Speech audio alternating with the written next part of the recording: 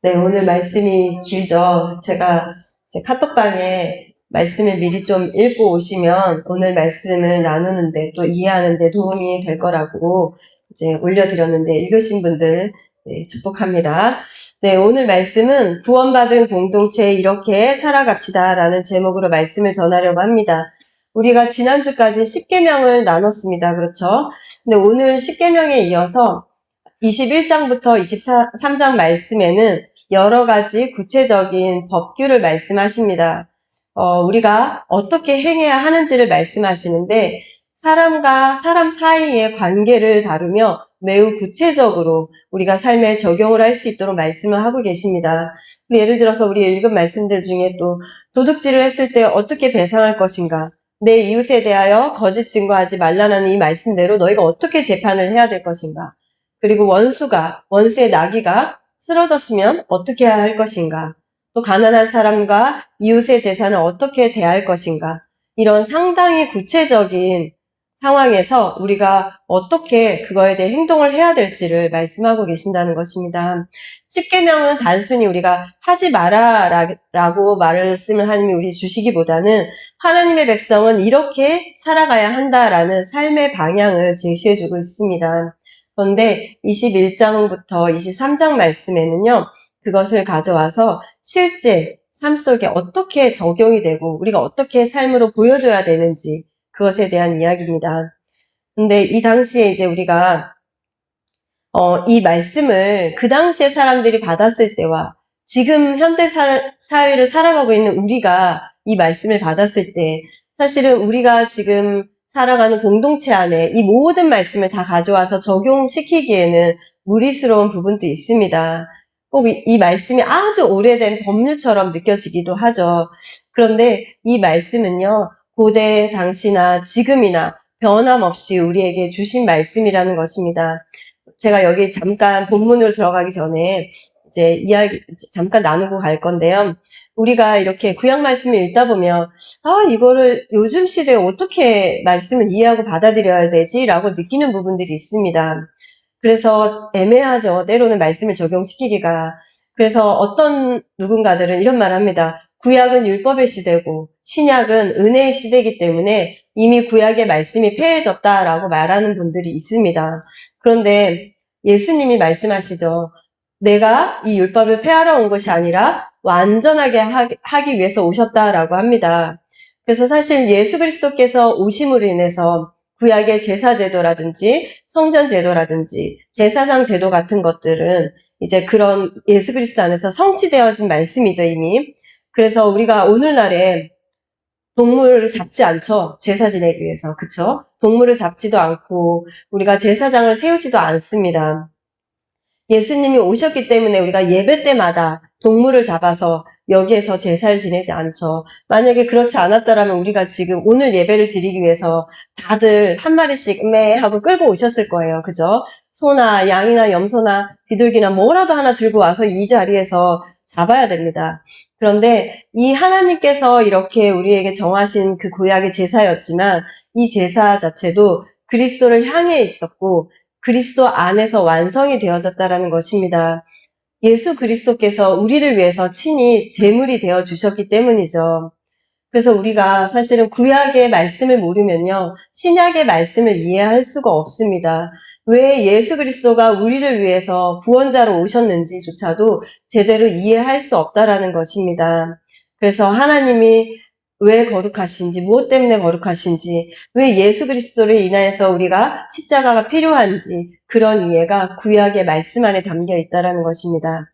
자, 그래서 오늘의 말씀도 우리에게 너무나 중요하다라는 걸 제가 이렇게 길게 이야기를 나눴습니다. 자, 그런데 우리가 말씀을 찾아갈 때 이 안에 담긴 하나님의 마음이 무엇인지를 바라봐야 한다고 했습니다. 우리의 삶에 어떻게 적용을 시켜야 될 것인가. 하지만 그 안에 먼저 하나님의 시각으로 바라봐야 되고 하나님의 말씀으로 바라봐야 된다는 것입니다.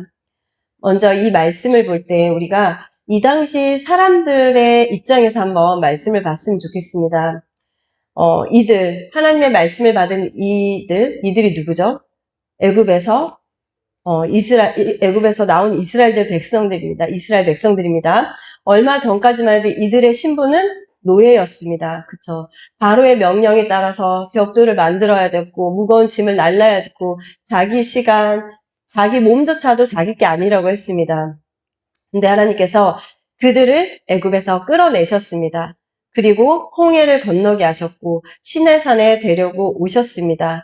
그리고 출애굽기 20장에 말씀을 주셨고요. 그 안에 10계명 우리가 나눴죠. 10계명 말씀을 주셨고, 오늘 이어지는 이 말씀들을 통해서 구체적인 삶의 문제들을 이야기해 주시고 계십니다. 하나님께서 이 말씀을 주신 이유가 이런 거죠. 너희가 이제 내 백성이 되었다. 그러니까 너희가 이제는 이전의 모습과 다르게 이제는 함께 살아가는 방식도 달라져야 한다라고 말씀을 하고 계십니다. 우리가 출애굽기를 통해서 여러 번 제가 말씀을 나눴을 때 이런 얘기를 했어요. 하나님은 단순히 이들을 위치만, 장소만 바꾸신 게 아니다. 애굽에서 가나안으로 바꾸신 게 아니라 그들의 정체성을 바꾸셨다라는 이야기를 했습니다. 하나님의 목적은 정체성의 변화였습니다. 애굽의 종이었던 그들을 하나님의 백성으로 삼아주시는 것, 그 정체성의 변화를 중요하게 여기셨죠. 그래서 종의 신분에서 하나님의 백성으로 바뀌는 이 정체성의 변화가요, 지금 우리에게도 동일하죠. 그쵸? 우리가 누구의 종으로 살아왔습니까? 죄의 종 노릇하면서 살아왔죠. 그런데 하나님께서 우리를 하나님의 자녀로 삼아 주셨다라는 것이죠. 그렇게 우리의 정체성을 변화시켜 주셨다라는 것입니다. 그래서 이 정체성이 변화된 하나님의 자녀, 하나님의 백성들, 그래서 이 말씀을 주시면서 단순히 고대의 법률을 제시한 게 아닙니다. 이 법 안에는요, 하나님께서 주신 이 규율 안에는요, 하나님의 마음이 담겨 있다라는 것입니다. 구원받은 하나님의 사람들이요, 얘들아 너희들 서로 사랑해라. 약한 자를 돌봐라. 내 공의를 행해라. 그러면서 내 마음을 그들에게 전해라. 하나님의 사랑을 보여주는 공동체가 되라라고 하나님께서 우리에게도 동일하게 말씀하고 계십니다. 그러면서 우리에게 묻죠. 예수 그리스도를 믿고 구원받은 너희들 지금 어떻게 살아가고 있냐라고 우리에게도 물으십니다. 이 질문이 오늘 말씀을 통해서 답을 찾아가셨으면 좋겠고, 또 이 말씀을 통해서 듣고 깨달아 능력 있게 살아가는 우리 아가페 교회 모든 성도님들 되기를 바랍니다. 구원받은 언약 공동체가 어떻게 살아갈까요? 어떻게 살아가야 할까요? 첫 번째는 약한 자를 향한 하나님의 마음을 압니다. 그래서 서로 힘으로 대하지 않습니다. 우리 21장 말씀은요, 약한 자를 향한 하나님의 마음이 담겨 있습니다. 종에 대한 이야기가 나오고요, 폭력에 대한, 상해에 대한, 책임에 대한 법이 나오는데, 이 법이 때로 이제 우리의 눈으로 봤을 때 되게 어렵고 난해한 부분도 있습니다. 그런데 그 안에 사람의 생명과 존엄을 함부로 다루지 말라고 하시는 하나님의 마음을 우리가 찾아볼 수 있습니다. 우리 고대 시대가 어땠다라고 이야기 나눴습니까? 이 당시에는 힘 있는 사람이, 그쵸? 힘 있는 사람이 또 돈 있는 사람이 자기 마음대로 약한 사람들을 부리고 폭력을 행했던 그런 시대였습니다. 그렇기 때문에 하나님께서는요, 책임을 물으셨어요. 그 책임을 물으시고 제한을 주셨어요. 그 제한. 우리 이 말씀을 읽다 보면 종에 대한 이야기가 나와요. 뭔가 걸리지 않습니까? 종에 대한 이야기? 때로 오해합니다. 하나님이 종을 허락하셨나? 그쵸? 우리 종의 제도가 없어졌죠. 그죠? 그런데 이 본문을 보면서 이 당시 하나님 허락하신 건가? 라는 오해를 할 수 있어요. 그런데 고대 이스라엘의 이 히브리 종의 제도는요, 우리가 현대적으로 이해하는 그런 인종적이고 영구적인 노예 제도랑은 다릅니다. 이 당시에 어떤 상황이었냐면 경제적으로 빈곤하거나 빚이 있는 자들이 노동력을 통해서 일정 기간 동안 일을 하면서 그 빚을 갚는 채무 노동의 성격을 가집니다. 그래서 성경에는 이 사람이 왜 팔렸는지에 대한 이야기는 구체적으로 말씀하시지는 않지만, 그래서 이게 다 빚 때문이야 라고 우리가 이야기할 수는 없지만, 대체적으로 경제적인 어려움으로 인한 빚이었다라고 보시면 됩니다. 그래서 우리 한번 생각해 봅시다. 우리가 이 당시에 사는 사람이라고 한번 생각해 보세요. 이 당시에 농사를 지었어요. 그런데 흉년이 들었어요. 혹은 농사를 망쳤어요. 그래서 먹을 게 없어요. 그리고 씨앗을 살 돈이 없어요. 그럼 여러분들 어떻게 하시겠습니까? 내 밑에 주르르륵 달린 가족들이 있고 먹이고 진짜 이렇게 돌봐야 될 가축들도 있는데 그럴 때 여러분 어떻게 하시겠습니까? 그럴 때 처음부터 종이 될까요? 처음에는 빌려 다니겠죠. 열심히 빌릴 거예요. 그래서 열심히 빌리는데 그래서 이렇게 얘기할 거예요. 좀 빌려주세요. 제가 다음에 열심히 농사를 지어서 다 갚을게요. 라고 이야기를 하겠죠. 그런데 이게 우리 말대로, 우리의 뜻대로 쉽지는 않아요. 다음에도 열심히 일을 했어요. 그런데 농사가 안 됐습니다. 이런 상황이 계속되다 보면요. 결국에는요.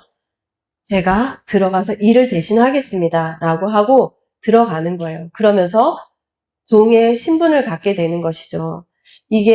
그래서 이런 상황 속에서 어쩔 수 없이 발생할 수밖에 없는 일들에 대한 이 히브리 종에 대한 하나님의 마음이 본문의 말씀에 담겨 있다는 것입니다. 하나님은 종의 제도를 허락하지는 않으셨어요. 하지만 경제적으로 정말 영구적인 종이 되는 것을 하나님께서 제안을 하신 거예요. 그들에게 한계를 정해주신 거죠. 그래서 하나님께서는요, 6년 동안 너희가 종의 신분으로 살지만 7년 때는 어떻게 하라고 하시죠? 풀어줘라. 종의 신분을 벗어나게 해줘라 라고 이야기를 하죠. 그래서 하나님께서는요, 힘 있는 자의 편에 서서 약한 자를 방치하시는 분이 아닙니다. 그래서 또 약한 자를 함부로 짓밟도록 내버려 두시는 분이 아니라 보호하시는 분이라는 것을 여러분 우리가 기억하셔야 됩니다. 이 안에 하나님의 얼마나 세세한 사랑이 담겨 있는지를 우리가 그것을 바라봐야 한다는 것입니다. 이스라엘 백성들도 여러분 종이었잖아요. 그죠? 그리고 하나님께서 이들을 구원하셨죠. 이들이 잘나서가 아니라고 했습니다. 그렇지만 하나님의 은혜로 이들을 구원하신 거죠. 그래서 하나님이 이들에게 계속 이야기하십니다. 너희도 종이었어. 얘들아, 그거 잊으면 안 돼. 그거 기억해야 돼. 라고 계속 말씀하십니다. 그래서 하나님의 백성은요, 종이었던 그걸 기억하는 하나님의 백성은요, 내가 종이었지만 은혜로 구원받았다라는 걸 기억하는 그 백성은요, 함부로 사람을 대하지 않습니다. 이게 오늘 우리에게도 굉장히 중요하게 주시는 말씀이지 않습니까? 우리도 하나님의 은혜를 입은 자들입니다.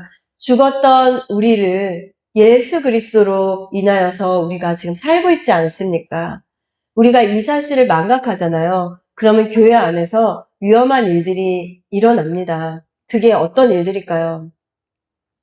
사람의 쓸모를요, 가치로 평가를 하는 거죠. 이 사람이 가치 있는 사람인가? 이 사람이 이렇게 쓸모 있는 사람일까? 라고 하면서 그렇게 평가를 합니다. 이게 교회가 커져가면서 우리는 더 경계해야 될 일이 될 것입니다. 저 사람이 교회에 도움이 되나? 저 사람이 중요한가? 중요하지 않으면? 도움이 안 되면? 이라고 생각을 하는 거죠. 이런 경우도 보게 돼요. 교회에서 많은 헌금을 하는 사람이 있어요. 그 사람을 굉장히 중요한 사람으로 여깁니다. 실제 이런 사례들을 많이 봐왔죠. 그런데 교회는요, 그 한 사람으로 인해서 세워지는 게 교회가 아닙니다. 저 사람이 일을 잘하니까 저 사람은 우리 교회에 꼭 필요한 사람이야 라고 생각하는 것조차도요, 하나님이 굉장히 미워하십니다. 그건 죄라는 것입니다. 우리 교회가 이렇다고 한번 생각을 해봅시다. 그러면 우리는요, 어느 순간 내가 만나는 우리 성도님들을요, 하나님이 사랑하신 존재로 바라보는 게 아니고요, 가치로 평가하면서 저 사람이 득이 되면 내가 취하고, 손이 되면 버리고, 그렇게 바라보게 된다는 것이죠. 이게 완전한 세상의 논리 아닙니까? 효율성 따지고, 가성비 따지고, 인풋이 명확해서 그 결과가 딱 눈에 보여지면 그걸 취하고, 실보다, 잃는 것보다 득이 되는 게 많다라고 생각을 하면 내가 그것을 가져야 된다고 생각하는 거. 이게 바로 세상의 논리입니다. 그런데 우리 교회는요, 우리 각자가 교회라고 했죠. 우리 각자가 교회입니다. 교회는 세상과 달라야 된다는 것입니다. 세상에선 사람의 능력과 경제력, 저 사람의 영향력을 봅니다. 그래서 그 사람의 가치를 그것으로 결정합니다. 하지만 교회는 그렇지 않습니다. 교회에서는요, 그 사람이 얼마나 쓸모 있느냐로 결정되지 않습니다. 여러분, 그 이유가 무엇입니까? 하나님이 그 사람을 지으셨기 때문에 귀합니다.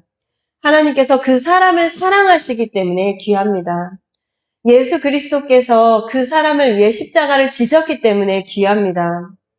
그래서 우리는요, 구원받은 우리 아가페 교회 공동체는요, 사람을 수단으로 여기지 않습니다. 하나님께서 우리를 얼마나 인격적으로 대해주십니까? 기다려주시고 또 기다려주십니다. 그러면서 끝까지 사랑하십니다. 그렇게 우리를 대했듯이 우리 아가페 교회 공동체도요, 그렇게 서로를 대하기를 바랍니다. 그런 귀한 공동체가 되기를 예수님의 이름으로 축원드립니다. 두 번째는 약한 자를 돌아보시는 하나님의 마음을 우리가 닮아갑니다. 그래서 구원받은 공동체는요, 약한 사람을 외면하지 않습니다. 눈을 감지 않습니다. 우리 출애굽기 22장에 넘어가면 하나님의 관심이 더 분명하게 나타나죠. 어떤 대상들에게 나타나는데 가난한 사람, 또 과부, 고아, 나그네에게 집중이 되어져 있습니다. 22장 21절 말씀에 이렇게 말씀하십니다. 너는 이방 나그네를 압제하지 말며 그들을 학대하지 말라. 너희도 애굽 땅에서 나그네였음이라. 22절 말씀에는요. 과부와 고아를 해롭게 하지 말라고도 말씀하십니다. 여기서 우리가 중요한 단어가 하나 눈에 띄죠. 나그네라는 단어가 나와요. 이게 히브리어로 게르라고 합니다. 게르. 이 게르가 어떤 의미냐면요. 이스라엘 백성들의 공동체 안에서 거주합니다. 그런데 이스라엘의 그렇죠. 이스라엘 백성은 아니에요. 그렇지만 또 이들이 그들과 함께 살아가면서 또 그들 안에서 먹고 함께 지내는 사람들, 이웃이라고 생각하시면 됩니다. 그런데 이들은요, 자기 땅을 떠났기 때문에, 친족 공동체를 떠나 있기 때문에 이스라엘 공동체 안에서 정착하면서 살아가지만 외국인이죠. 한마디로 외국인이고 또 이들은요. 보호받지 못하는 연약한 자들입니다. 당시는 더 심했죠. 지금 또 제주도가 보면요. 동쪽에서 서쪽으로 이사 안 합니다. 서쪽에서 동쪽으로 이사를 안 합니다. 그게 C족 공동체잖아요. 같이 그들이 함께 사는 공동체인데 이 당시에는 더 했죠. 그래서 경제적으로, 사회적으로, 법적으로 굉장히 취약한 사람들이었다라는 것을 이제 말씀하고 계시는데 이 게르뿐만 아니라 나그네들뿐만 아니라 이 당시에 고아, 과부, 가난한 자도 동일했습니다. 그래서 하나님께서는요, 이 연약한 자들에 대한 마음을 품으셨습니다. 그래서 그들을 괴롭히면 안 된다. 그들을 억압해서 안 된다라고 이야기를 합니다. 하나님께서 이들에게 계속 이야기하죠. 너희 나그네였어. 너희도 애굽에서 나그네였어. 너희가 받은 은혜를 기억해라고 계속해서 말씀하십니다. 그렇기 때문에 연약한 자들의 그 약함을 이용하지 말라는 것이죠. 이스라엘의 이 윤리는요. 기억하는 데서 출발합니다, 여러분. 다른 게 아니고요. 기억해라. 하나님 말씀하면서 기억하라. 그 말씀을 계속 하십니다. 구원받은 너희들 그거 잊지 말아라. 구원받은 은혜 잊으면 안 된다. 이사야서 말씀에서도 이야기를 합니다. 짐승도 그 주인이 누군지 안다. 근데 너희는 왜 모르냐? 근데 하나님은요, 계속해서 그 은혜를 잊지 말아라, 기억하라 라고 이야기하십니다. 너희도 애굽에서 나그네였어. 너희도 힘이 없었어. 너희도 누군가의 도움 없이는 살 수 없었던 존재들이야 라고 말씀하시는 거죠. 내가 어디서 왔는지 아는 사람, 내가 누구였는지 아는 사람, 하나님께서 나를 어떻게 구원하셨는지 그것을 아는 사람, 기억하는 사람은요, 그 하나님의 은혜를요, 공짜로 여기지 않습니다. 값싼 은혜로 그걸 여기지 않습니다. 값비싼 하나님의 은혜로 여깁니다. 성도 여러분, 우리도 마찬가지입니다. 우리가 지금까지 믿음이 있다고 해서 우리 처음부터 믿음 좋았습니까? 아니죠. 하나님 안에서 살아왔지만 계속 넘어져 가면서 다시 일어서면서 왔던 믿음의 사람들입니다. 우리가 교회에서 봉사한다고 해서 처음부터 신앙생활 잘했던 거 아닙니다. 때로는 실수했고요. 교회 안에서 어떻게 해야 될지 몰라 했습니다. 또 우리도 누군가의 사랑이 필요한 존재였습니다. 그런데 우리를 기다려주는 사람들이 있었습니다. 실수투성이었지만 누군가 우리를 용서해줬습니다. 우리도 하나님의 긍휼이 필요한 존재였습니다. 그런데 지금 또 우리 역시나 필요한 존재 아닙니까? 우리 제주 아가페 교회에는요, 앞으로 이런 불신 영혼들이 또 하나님의 사랑을 필요로 하는 자들이 또 우리 안에 올 것입니다. 그때 우리 교회에 처음 온 사람들을 우리가 어떻게 바라봐야 할까요? 교회가 하나님의 공동체라면요, 강한 사람이 중심이 돼서는 안 됩니다. 오히려 약한 사람을 품을 수 있어야 합니다. 넘어진 사람을 다시 일으켜 줄 수 있어야 합니다. 실수한 사람이 우리 안에 왔을 때 회복할 수 있도록 도와줘야 합니다. 상처받은 사람이요, 내 상처를 이야기를 했을 때 안전하게 보호받을 수 있다라는 마음을 느낄 수 있어야 합니다. 처음 온 사람이 이 자리에 앉아 있는데, 내가 여기 있어도 되는 곳이 맞나? 라는 생각을 하지 않아야 합니다. 교회는 사람을 밀어내는 곳이 아니라 사람을 살리는 곳이 돼야 됩니다. 사람을 받아들일 수 있는 곳이 돼야 됩니다. 믿음이 부족하다라고 해서 우리가 무시해서도 안 되고요. 성경 잘 모를 수 있죠. 잘 모른다고 해서 우리가 답답해서도 안 됩니다. 교회 문화 처음 오는 사람들이 어떻게 교회 문화를 압니까? 그 문화를 모른다라고 해서 이상하게 생각해서도 안 됩니다. 우리도 다 처음에 그렇게 시작했습니다. 성경은 우리에게 기억하라고 말씀하십니다. 너희도 나그네였어. 우리가 왜 나그네입니까? 갈 바 알지 못해서 헤매고 여기저기 우리의 마음이 갈 곳이 없어서 어디에다 둬야 될지 몰라서 이 세상에서 내가 어떻게 살아가야 될지 못해서 우리 헤매지 않았습니까? 그때 하나님께서 우리를 품어주시지 않았습니까? 그 은혜가 우리 안에 있지 않습니까?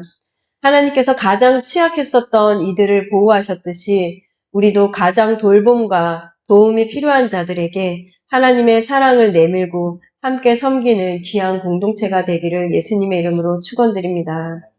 세 번째로 하나님은 사람보다 진실을 선택하길 원하십니다.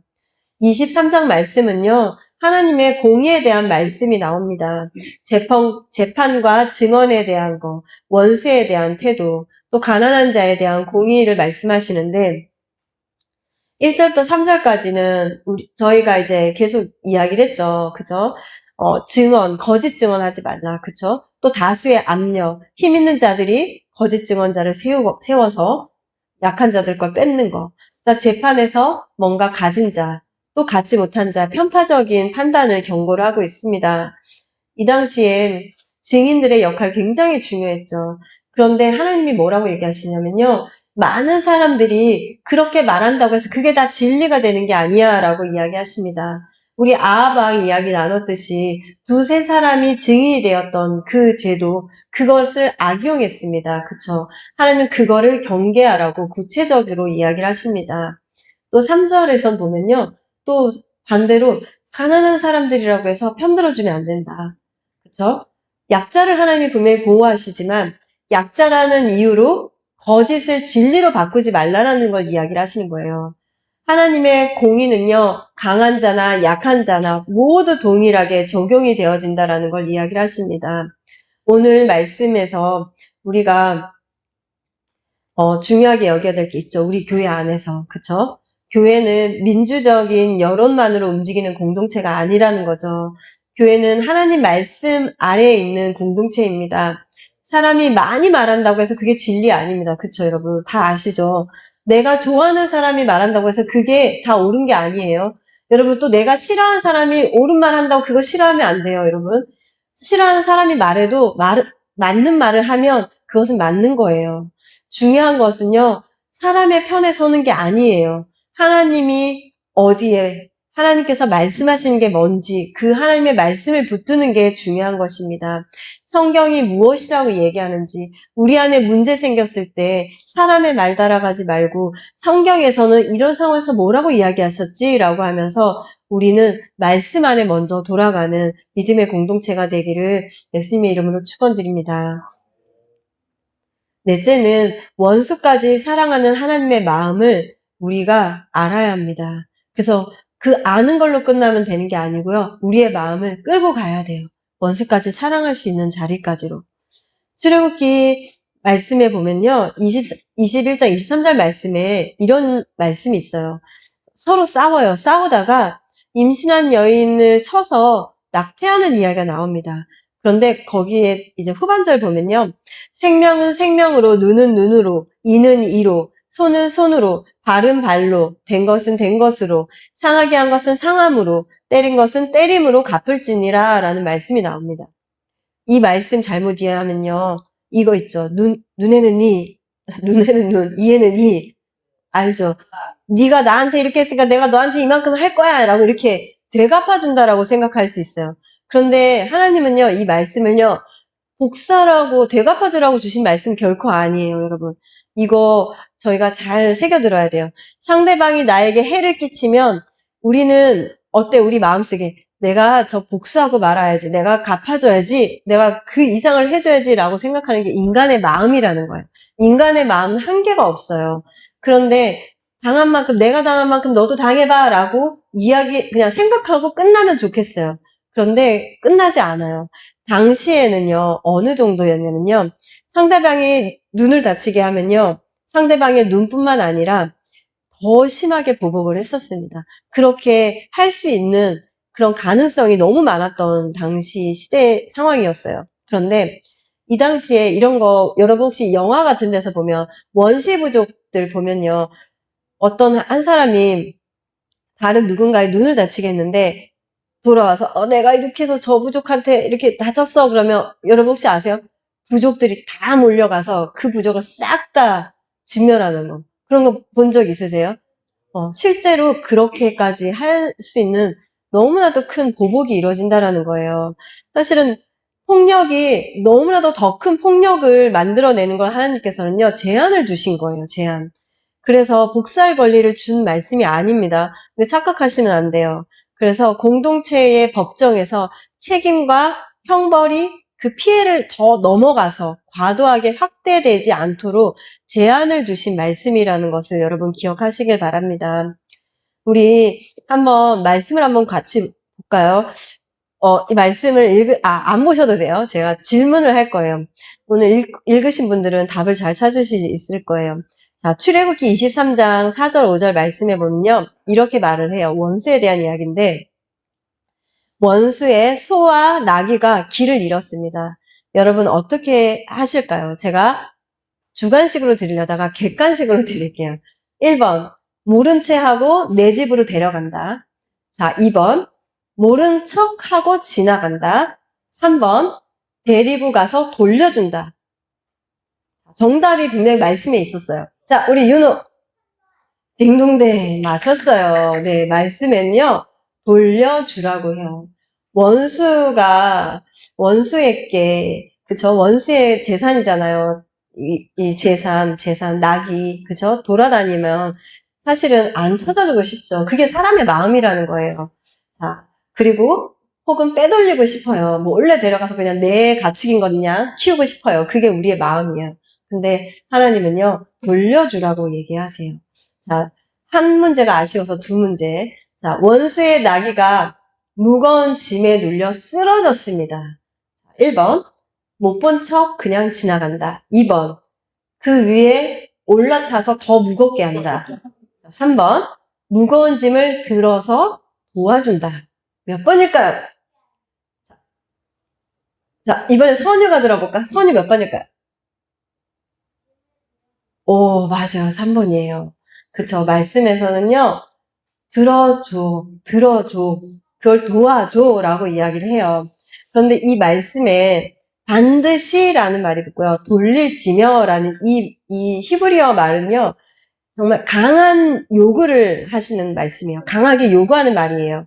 그러니까 반드시 도와줘야 되는데, 보이면 그냥 지나가. 이 정도, 지나간다. 이게 아니라, 얘들아, 그러니까 저희가 그렇잖아요. 안 도와주더라도, 그죠? 꼭 굳이 안 도와주더라도 막 이렇게 생각할 수 있는데, 이 원수의 재산을 반드시 해줘야 돼요. 적극적으로 해줘야 돼요. 그냥 정도가 아니라 적극적으로 돕는 행동을 하나님께서 요구하시는 거예요. 왜 이렇게까지 요구를 하실까요, 여러분? 왜 굳이 이렇게까지, 왜 이렇게까지 할까요? 그건요, 원수기 때문에 그래요.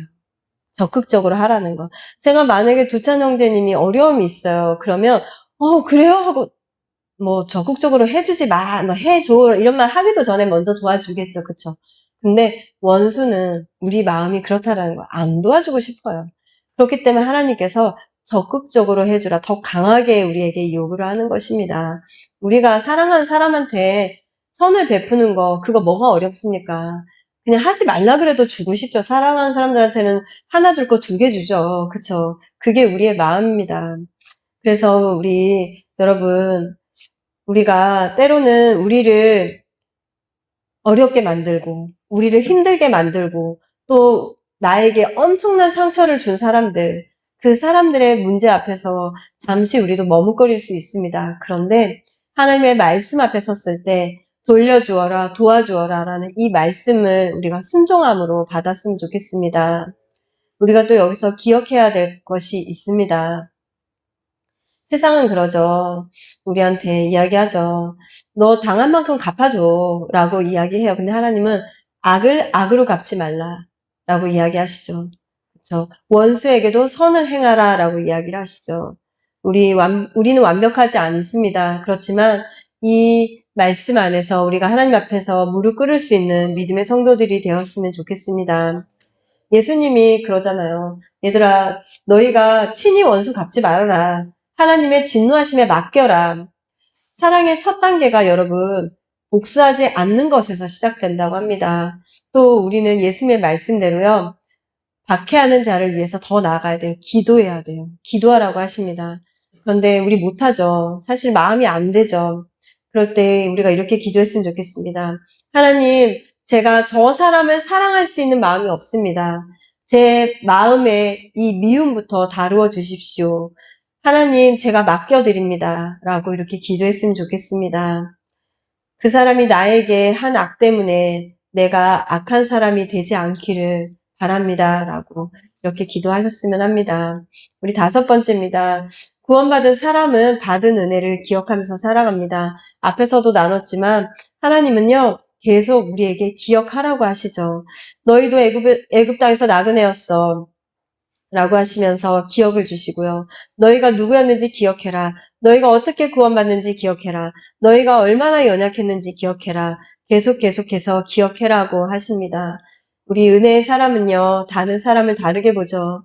내가 용서받았다는 거 기억하는 사람은요, 다른 사람 용서할 수 있습니다. 내가 기다림을 받았다라는 것을 기억하는 사람은요, 다른 사람을 조금 더 기다릴 수 있습니다. 내가 하나님의 긍휼을 입었다라는 것을 기억하는 사람은요, 다른 사람에게 조금 더 긍휼을 베풀 수 있습니다. 그래서 신앙은요, 기억의 싸움입니다. 기억의 싸움. 은혜를 잊어버릴만 하면 우리 어때요? 우리 마음 안에 교만이 올라옵니다. 그런데 그 은혜를요, 기억하면요, 겸손해지죠.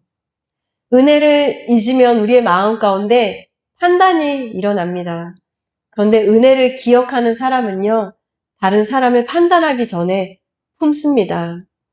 은혜를 잊으면 받은 것을 당연하게 생각하죠. 우리 그렇죠. 부모님들이 우리에게 주신 것들 너무나 당연하게 여기죠. 그 이유가 무엇이죠? 부모님이기 때문에 당연하게 여깁니까? 그 전에 부모님임에도 불구하고 우리에게 주신 그 은혜를 우리가 잊어버립니다. 그렇기 때문에 당연하게 여깁니다. 부모님이 나에게 귀한 내가 갖고 싶은 선물을 줬어요. 그럼 너무나도 감사하잖아요. 근데 그거 어느 순간 잊어버려요. 생일날 저 받은 선물 없어요. 혹시 여기 계신 부모님들 그런 말 자녀들에게 들어본 적 없어요? 저 생일날 받은 거 없는데요? 그럴 때마다 제 마음이요. 막 쿵 내려앉아요. 내가 생일날 다 챙겨줬는데 쟤 왜 그걸 기억 못하지? 그래서 어느 날은 달력에 내가 써야 되겠다. 이 아이들에게 뭘 해줬는지를 하나하나 한번 써봐야 되겠다. 이런 생각까지 들 정도로 우리가 자꾸 잊어버리는 존재입니다. 하나님께서 우리에게 베풀어 주신 그 은혜를 자꾸 잊어버립니다. 기억을 못합니다. 그래서 어느 날은 이러죠. 하나님, 저에게 해주신 게 뭐예요? 라고 정말 그렇죠. 그렇게 때로는 묻는 존재가 우리들이라는 것입니다. 우리 기억하는 우리 아가페교회 성도님들 됐으면 좋겠습니다. 부모님께서 우리에게 베풀어준 사랑을 기억을 하고요. 하나님께서 우리에게 베풀어준 사랑을 잊지 않고 기억했으면 좋겠습니다. 예수 그리스도 안에서 구원받은 우리는요, 이렇게 나아갔으면 좋겠습니다. 우리가 단순히 이 공간 안에서 같이 예배드리는 사람이 아니라 우리는 그리스도 안에서 함께 살아가는 사람들이란 사실을 기억했으면 좋겠습니다. 그래서 나만 교회 와서 편하게 예배드리는 것이 아니라 옆에 있는 사람도 같이 편안하게 예배드렸으면 합니다. 그리고 나만 은혜 받는 게 아니라 다른 사람도 함께 은혜 받을 수 있었으면 합니다. 나뿐만 아니라 다른 사람도 존중받는 그런 사람들로 우리가 존중했으면 좋겠습니다. 때로는 나의 선택보다는 공동체를 살리는 선택을 더 중요하게 여겼으면 합니다. 우리가 때때로 연약해서 실수를 합니다. 그럴 때 내가 먼저 사과할 수 있었으면 좋겠습니다. 다른 성도에게 먼저 손을 내밀 수 있었으면 좋겠습니다. 내가 손해를 보더라도 내가 나에게 손해를 끼친 저 사람을 위해서 기도할 수 있는 사람들이 되었으면 좋겠습니다. 때로는 어렵지만 우리가 하나님의 은혜를 아는 공동체이기 때문에 가능한 거 아니겠습니까? 여러분, 그것들을 기억하시는 우리 모든 아가페교회 공동체 되었으면 좋겠습니다. 우리 결론을 맺도록 하겠습니다. 우리 출애굽기 21장에서 23장 말씀을 보면 너무 많은 법들이 나옵니다. 하지만 그 많은 법 중심에 단 한 가지, 우리 하나님의 마음이 흐르고 있다는 사실을 우리가 기억했으면 합니다. 내가 너희를 구원했으니 그 구원의 은혜를 받은 너희도 서로 사랑하는, 서로 살리는 그런 공동체가 되어라 라고 말씀하십니다. 성도 여러분, 우리 교회가 어떤 교회가 되기를 원하십니까? 우리 각자 생각하신 것들이 있죠. 그런데 우리 사람이 많이 모이는 것도 참 귀하죠. 그쵸? 또 재정이 넉넉한 것도 참 귀합니다. 많은 일을 할 수 있는 것도 참 귀합니다. 근데 그것보다 더 중요한 것이 있습니다. 우리 제주 아가페 교회는요, 하나님의 마음을 닮은 교회가 되는 것입니다. 약한 사람이 들어와도 환영받는 교회가 돼야 됩니다. 상처받은 사람이 왔을 때 다시 일어설 수 있는 교회가 돼야 합니다. 실수한 사람이 와도 정죄받기보다는 회복을 경험하는 교회가 돼야 합니다. 처음 온 사람이 내가 여기 있어도 되나? 라고 느끼는 교회가 되었으면 좋겠습니다. 이게 좋은 쪽입니다. 긍정적입니다. 내가 여기 있어도 되는구나 라고 느끼는 교회가 되었으면 좋겠습니다. 나와 생각이 다른 사람을 품을 수 있는 교회가 되었으면 좋겠습니다. 우리 그런 교회가 된다면요. 우리 교회는 단순히 사람들만 모이는 곳이 아니라 하나님의 나라를 보여주는 공동체가 될 것입니다. 우리 모두 은혜로 살아왔습니다, 여러분. 이제는 그 은혜를 흘려보내야 합니다. 내가 받은 사랑을 흘려보내고, 내가 받은 용서를 흘려보내고, 내가 받은 긍휼을 흘려보내고, 내가 받은 하나님의 은혜를 내 곁에 있는 사람들에게 흘려보내야 하는 것입니다. 그때 우리의 가정이 달라지고, 우리의 교회가 달라지고, 우리와 함께 하는 이 공동체, 하나님께서 맺어주신 이 언약 공동체가 달라질 것입니다. 하나님의 은혜를 기억하는 우리 모든 제주 아가페 교회 성도님들 되기를 예수님의 이름으로 축원드립니다.